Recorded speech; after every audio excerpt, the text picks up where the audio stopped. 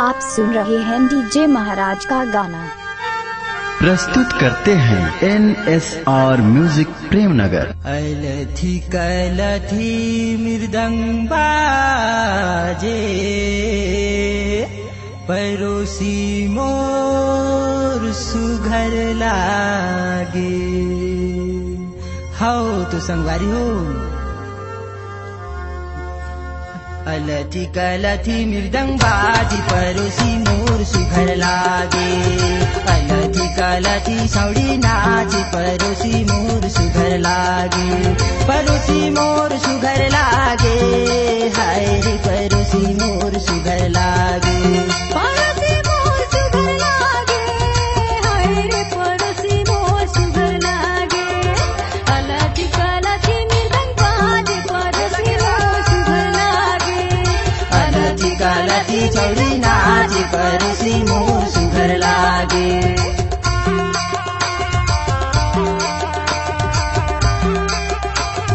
Mix पर DJ महाराज का बटोला।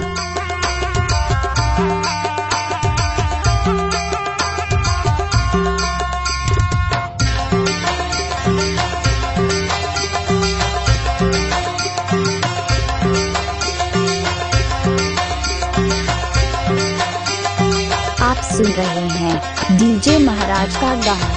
मोरे पड़ोसी अड़बड़ रिझवार जी, अड़बड़ रिझवार।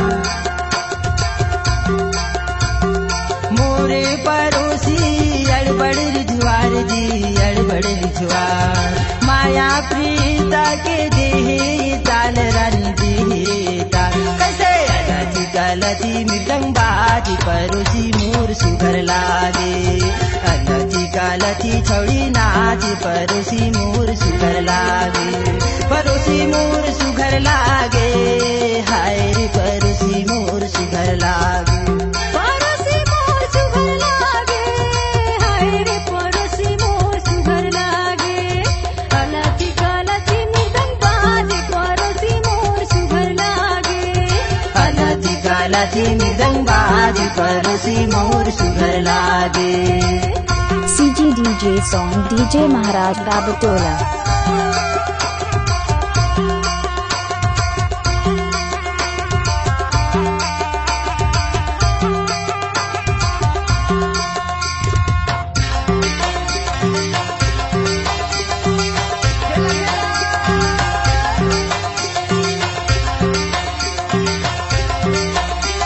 आप सुन रहे हैं डीजे महाराज का गाना।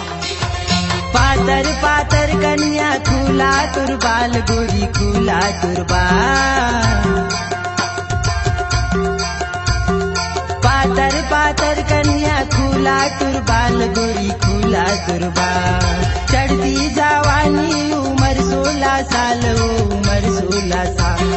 अलथी कलथी मृदंग बाजी, परोसी मोर सुघर लागे। अलथी कलथी मृदंग बाजी, परोसी मोर सुघर लागे।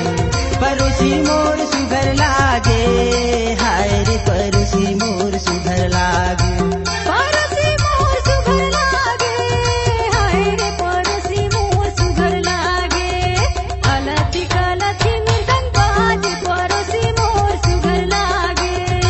अलथी कलथी मृदंग बाजी, परोसी मोर सुघर लागे।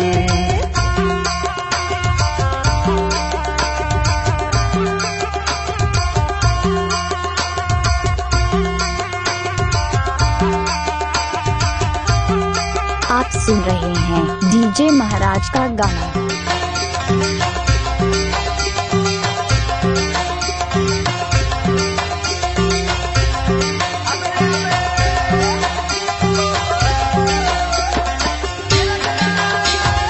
पाओ मा पैरी औ सुलहो सिंगार, ओ सुलहो सिंगार। पाओ मा पैरी औ सुलहो सिंगार, ओ सुलहो सिंगार।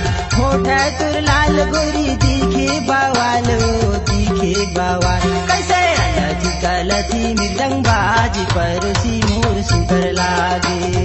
अलथी कलथी मृदंग बाजी, नाच परोसी मोर सुगर लागे परोसी मोर सुगर लागे हाय रे परोसी मोर सुगर लागे परोसी मोर सुघर लागे हाय रे परोसी मोर मिक्स पर डीजे महाराज का बटोला।